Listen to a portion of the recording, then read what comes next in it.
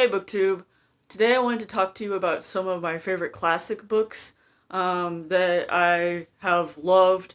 And so these run the gamut of the different types of classics, from Victorian literature to Russian literature, and everything in between.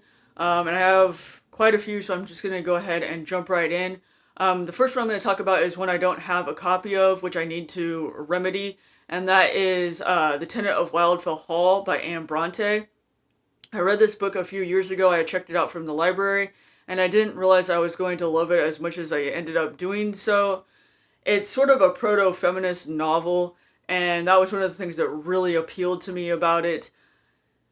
And it definitely won me over because of so many of its themes and the intrigue about who this young woman is that moves into this home that no one else has lived in for quite some time with her young son. And as it follows her backstory, I fell in love with it. I need to get me a copy of it. And it's definitely my favorite of the Bronte novels. I've only read Jane Eyre other than The Tenant of Wildfell Hall. I tried to read Villette, but I couldn't get into it. But yeah, if I had to choose between Jane Eyre and The Tenant of Wildfell Hall, I would definitely choose The Tenant of Wildfell Hall. If you haven't read it, I would highly recommend it. My favorite author, though, when it comes to classics and with the Victorian period, is Charles Dickens. And my all-time favorite book that Dickens wrote is Bleak House. And this is my Penguin cloth-bound edition, which I think is absolutely gorgeous. And this book is about the Jarndyce and Jarndyce case, and it follows two orphans and their sort of caretaker, Esther Summerson. They go to live with Mr. Jarndyce at Bleak House, where the title comes from, and there's these intertwining narratives of different characters, and of course, at the center of all of this is the court case of Jarndyce and Jarndyce, which just goes on and on and on and on, and it's eating up all of the money in the will of Jarndyce and Jarndyce. And I just love how atmospheric this book is, right? There are some parts of it that you just get that creepy, Victorian London, the fog and the like how dirty it was and everything, and I love it so much. And I've reread this I think about 3 times now. I would like to read it again actually, but it yeah, definitely my favorite Dickens of all time. I highly recommend Bleak House. My second favorite Dickens novel is David Copperfield. And funny story, I was supposed to read David Copperfield for a British novel class when I was in undergrad. And I think I read about half of it for that class, and I never finished it. At the time, when I was in undergrad, I was not into the classics or like the British classics as much as I am now. I was still sort of learning my way with these types of books. And they weren't something we ever read in high school. We didn't read many books in high school. My high school English education was terrible, but that's a whole nother story. So I only read about half of this for British novel. I came back to it years later, couldn't understand why I had never finished it then. I absolutely loved it. And this, of course, follows our main character of David Copperfield, who he has his stepfather who is very wrathful and mean to him. And then he's deceived by his boyhood idol, Steerforth, and it just goes on from there. There's this whole cast of characters that David Copperfield runs into, and it's just a delightful book. It has some dark overtones to it, but it's also, I think, more lighthearted than like Bleak House is. And I absolutely love it, and I don't know what was wrong with undergrad me and never finishing it. But, you live, you learn. Once you get older, sometimes things resonate more than they did at another point in your life, I guess, right? So that's my second favorite Dickens book. And then my third favorite, this is the last of Dickens, I promise, is Barnaby Rudge. And this is the Oxford Illustrated Dickens. And I got several of these copies at a library book sale. And I think Barnaby Rudge is actually one of Dickens' more underrated novels. You don't hear people talk about it very much, but I really liked it when I read it. And it stuck with me in ways that I never thought that it would. And I'm not sure I can explain it well, so I'm just going to read you the little paragraph about it that's on the inside flap. And it says, set at the time of the Gordon anti-Catholic riots of 1780, Barnaby Rudge is Dickinson's powerful atmospheric novel of madness, murder, and lurid mob violence. It is also a tale of love, thwarted by the designs of Geoffrey Heyerdahl and the villain Sir John Chester, and the heroism of Edward Chester in rescuing the innocent Emma. Other characters include Lord George, Gordon himself, and Grip the Raven, who inspired Edgar Allan Poe's poem. And so, like I said, or like that blurb says, it takes place during the Gordon riots, and it's just a good read, and I learned about what these riots even were.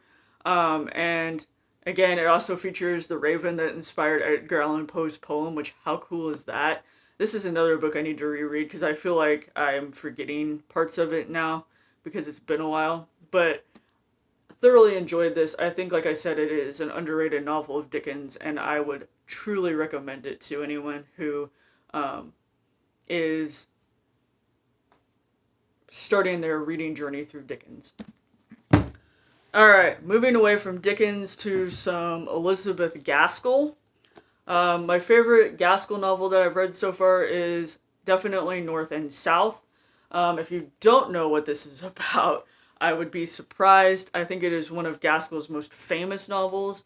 There's even a BBC miniseries adaptation of it.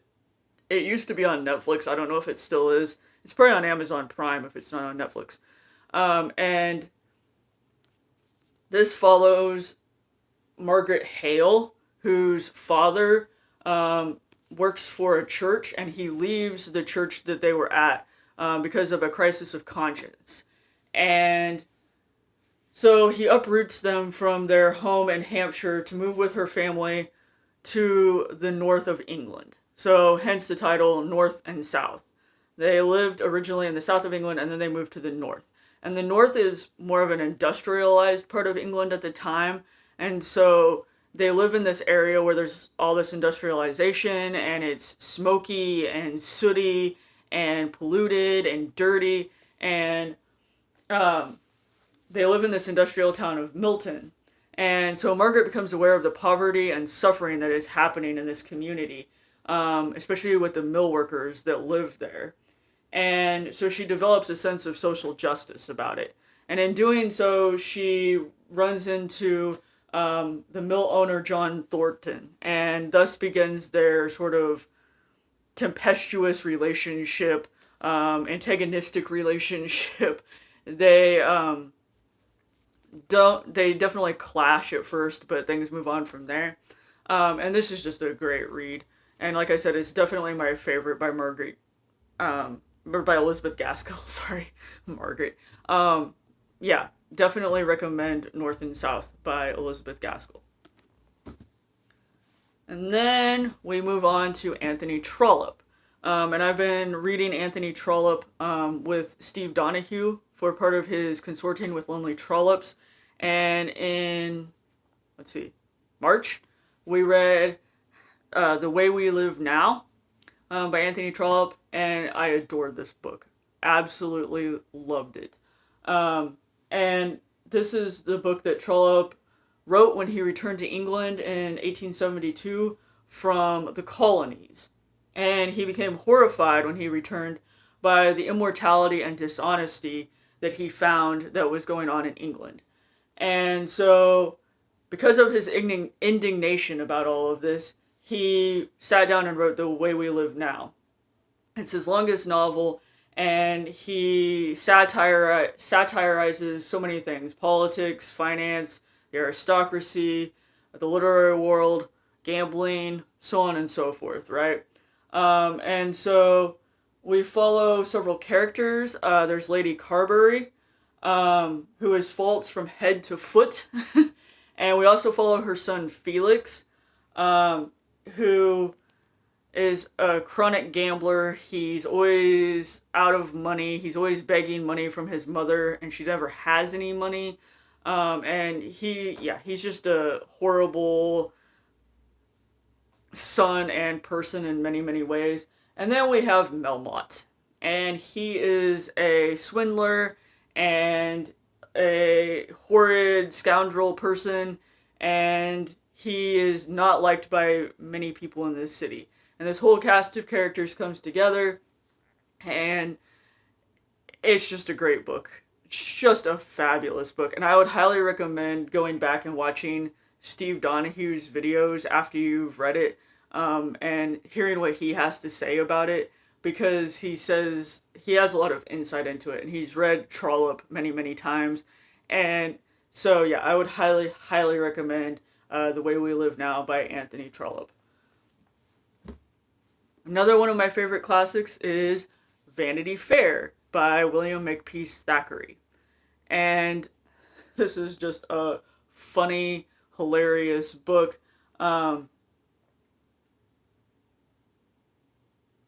And so it follows a variety of characters. They're not interested in the truth. They sacrifice themselves for unworthy objects and deceive themselves. So there's Amelia and Dobbins, and then there's also Becky, and Becky is quite a character.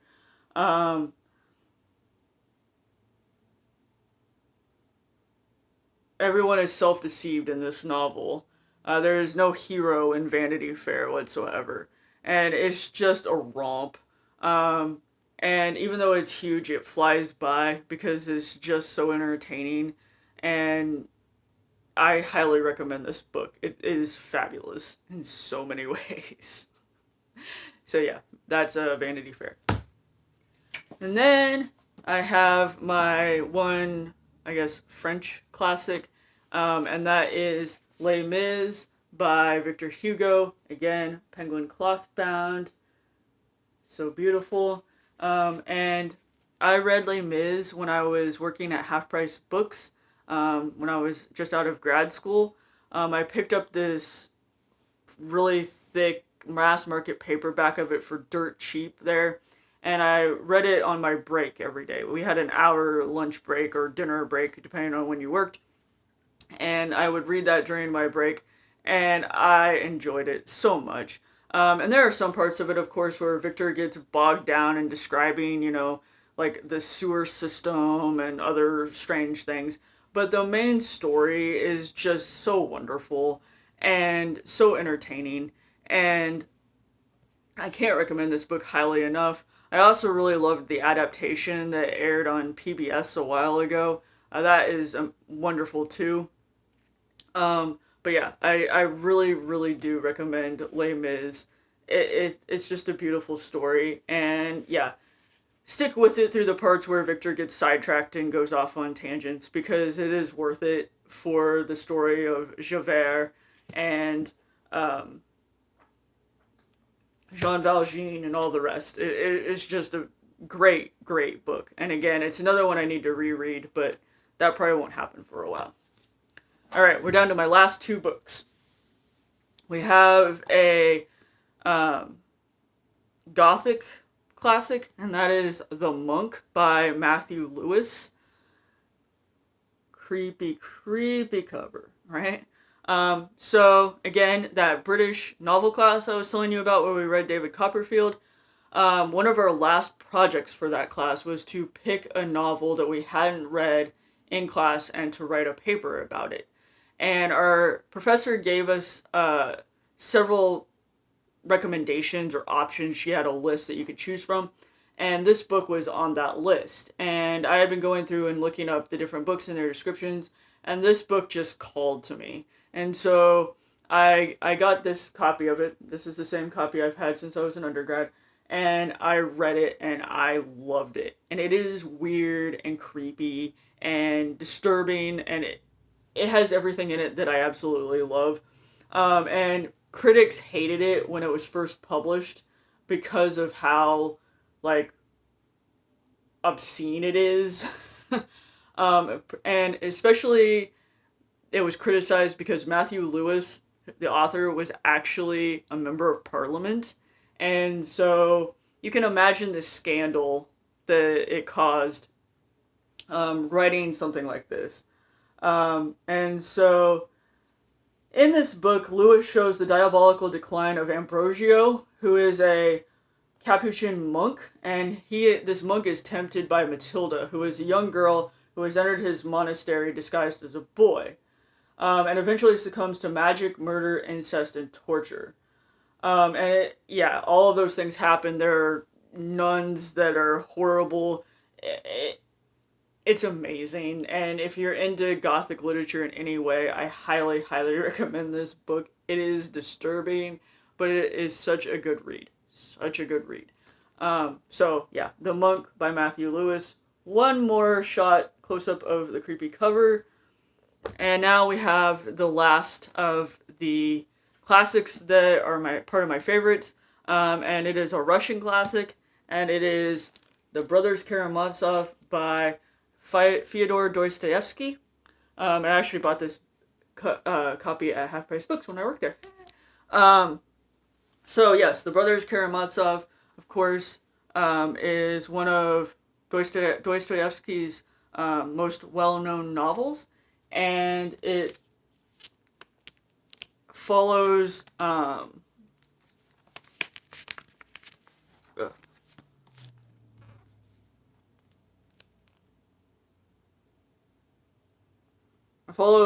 Aloysia. I never remember exactly how to pronounce his name.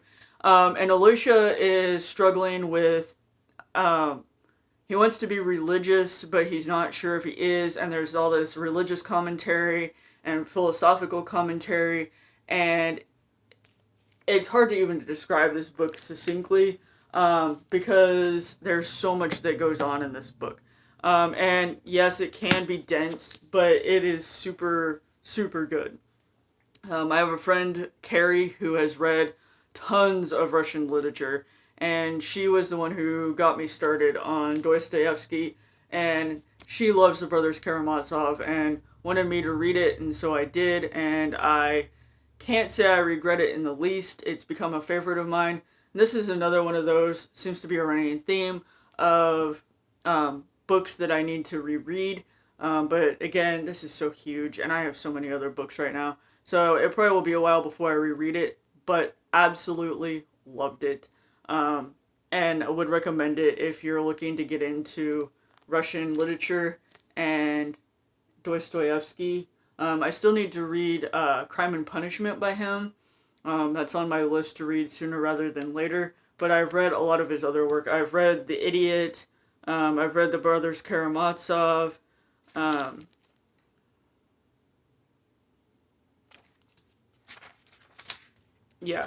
This is the Piver and Volkonsky translation, which is one of the more well-known translations of this book. I also have War and Peace by Tolstoy, another story, in the same translation. But anyway, Brothers Karamazov, very good, highly recommend for a Russian classic. Alright, so those are some of my favorite classics. I hope you enjoyed this video. Please leave me a comment down below telling me some of your favorite classics, or if you've read any of the ones I mentioned, what you thought of them, and I will talk to you again soon. Thanks, BookTube.